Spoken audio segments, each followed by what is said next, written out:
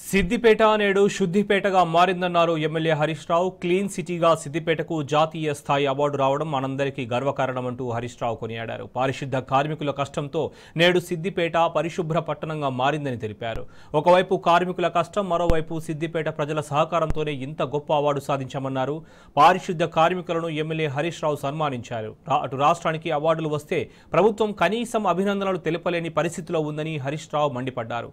BRS ప్రభుత్వంలో ఉన్న సంస్కృతి కాంగ్రెస్ సర్కార్లో లేదన్నారు.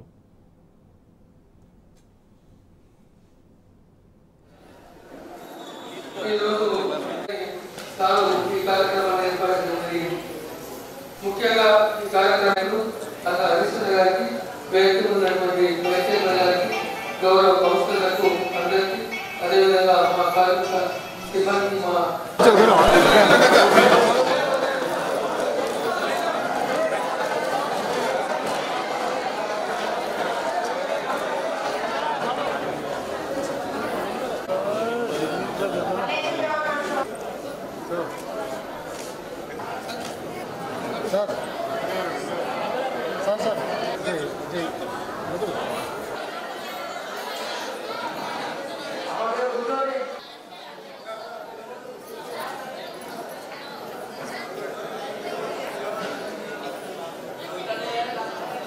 మన సిద్దిపేటలో మన గర్వకారణం దేశం గుర్తించింది. మనకు జాతీయ స్థాయిలో మనకు అవార్డు వచ్చింది. రోగం వస్తే ఏం చేస్తాం? మనం రోగం వస్తే డాక్టర్ దగ్గరికి పోతాం. ఈ సామాజిక వైద్యులు ఎక్కువ రోగమే రాకుండా చేసేటువంటి నిజమైన వైద్యులు కదా. మనం చక్కగా చేయాలనుకో రోగాలు పెరిగాయా?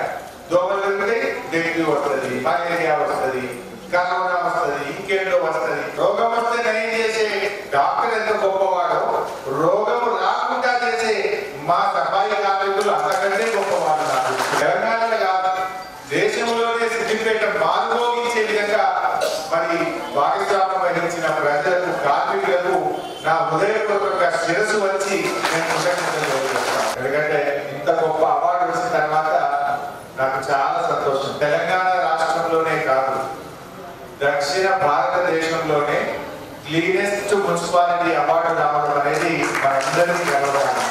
ప్రజల సహకారం లేకుండా ఇది సాధ్యం కాదు.